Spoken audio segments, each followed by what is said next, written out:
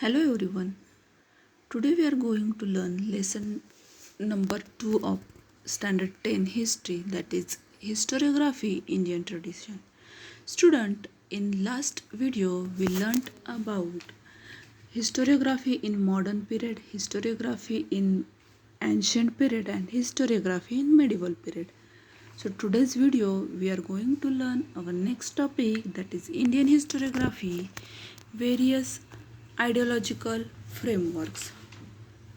In that, our first topic is colonial historiography, second is orientalist historiography, and third topic is nationalistic historiography. So let's start our first topic, colonial historiography.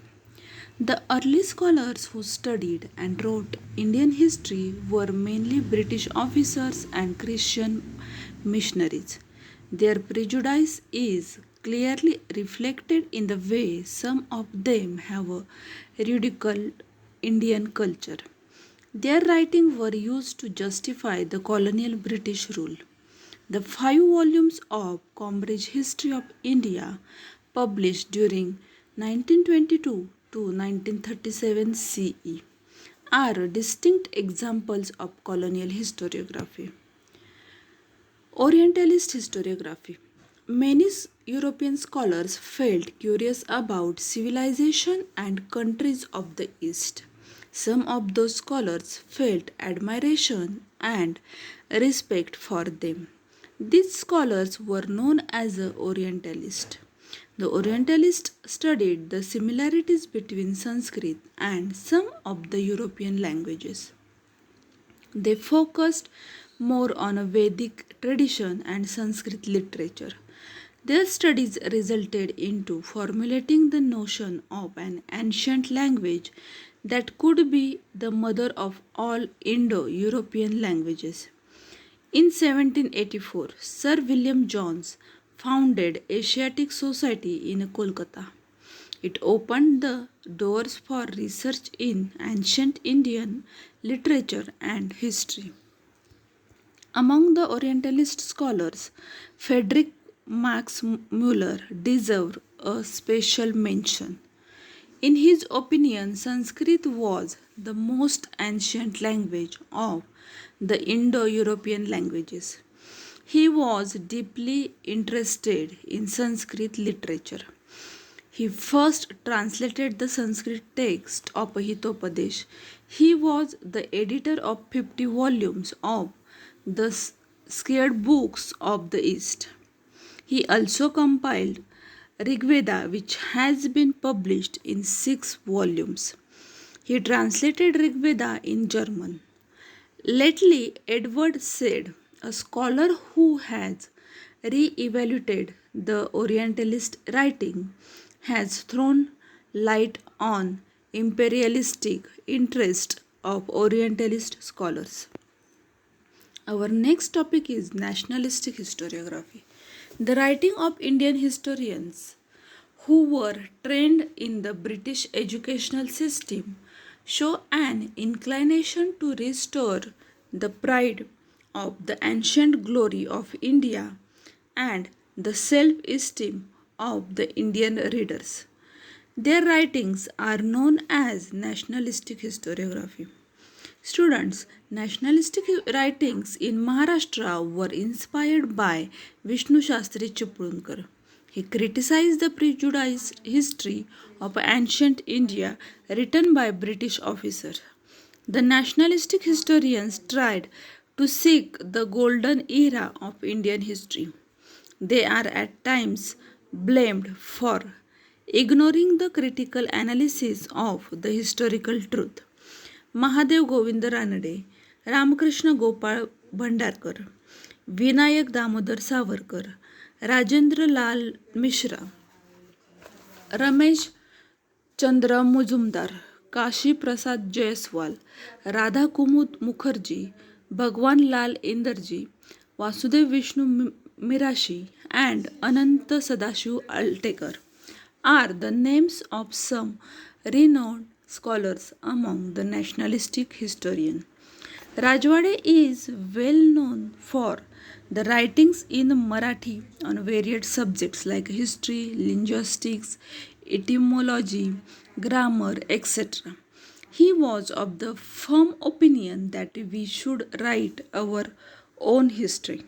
He compiled and edited 22 volumes of मराठ्यांच्या इतिहासाची साधने.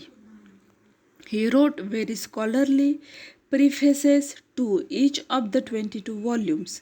He stated, history is the all-inclusive image of the past societies. It does not include only the stories of political images, conspiracies and wars for a seizing power. He insisted that history should be written only using the authentic documentary source. The nationalistic historiography helped in the triggering of the independence movement of the Indian people against the British. In this aspect, the book The Indian War of Independence 1857, written by V.D. Savarkar, is of a great importance. The nationalistic historiography provided a momentum to the writing of regional histories too. As a result, the attention of historians was drawn to the geographic conditions and history of a South Indian region.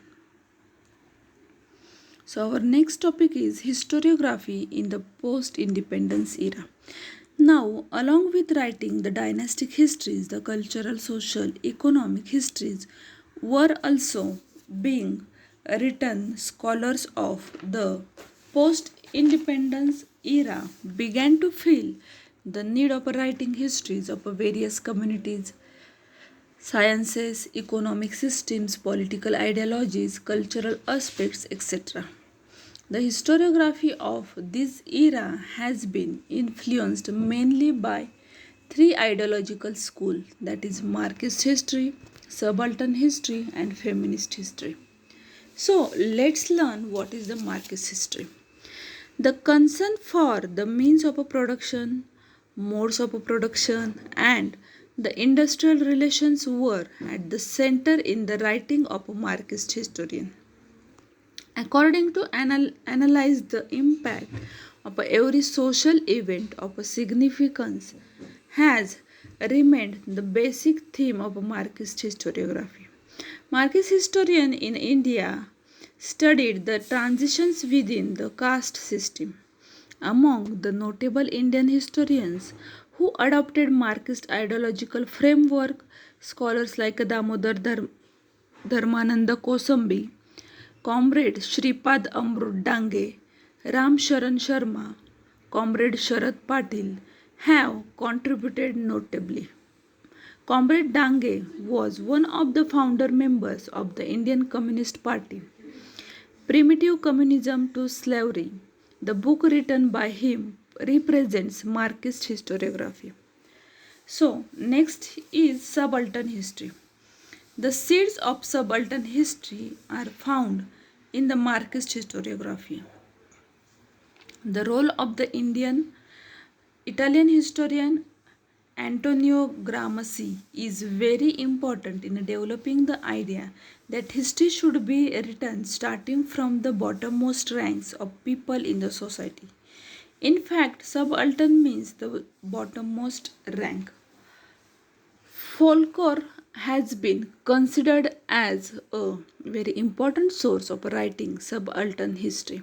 Ranjit Guha, an Indian historian, played a major role in establishing subaltern history as an important academic school of historiography. Mahatma Phule unfolded the history of the Shudra Atishudra communities in his book Gulamgiri. He drew attention to the exploitation of women, Shudras and Atishudras done under the name of a religion. The terms Shudra and Atishudra indicates the bottommost rank in the caste system. The role of the people belonging to Dalit caste is very significant in the shaping of various cultural and political aspects of India. However, their role was not duly acknowledged in the colonial and nationalistic historiography. Dr. Babasaheb Ambedkar, focusing on this fact, consistently wrote about it. Two of his books, Who Were the Shudras and The Untouchables, may be cited as an example of a history of a subaltern type. Next is feminist history. Over a significant period of time, mainly male scholars were involved in the writing of Indian history. As a result, the role and achievements of women in history remained neglected. To highlight this fact was a major task faced by the feminist historians. Also, it was important to study and compile the historical writings of a woman. It was also necessary to rethink of women's position in history.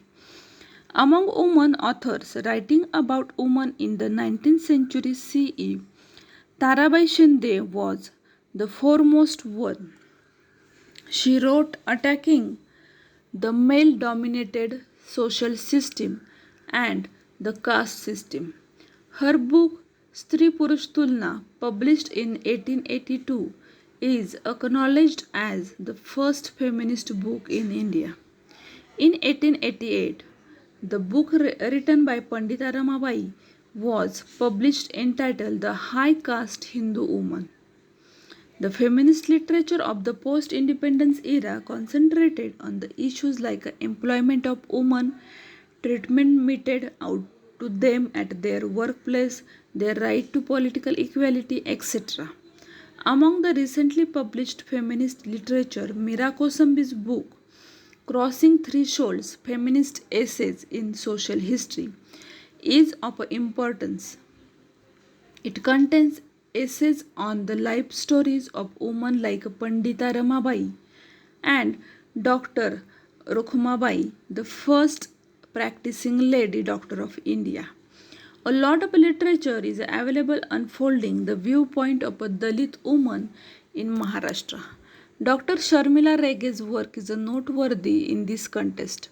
Her book Writing Caste, Writing Gender, Reading Dalit Women's Testimonies includes her essays on the autobiographies of Dalit women.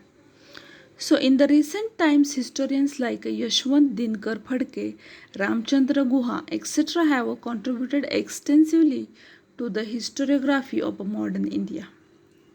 Thus, it is evident that the Indian historiography has been influenced greatly by the social and political movements. It seems that some part of the Indian historiography was also developed outside the influence of this movement. So, students, our lesson number second is over. Write down the exercise in your notebook. Till then, enjoy learning. Thank you.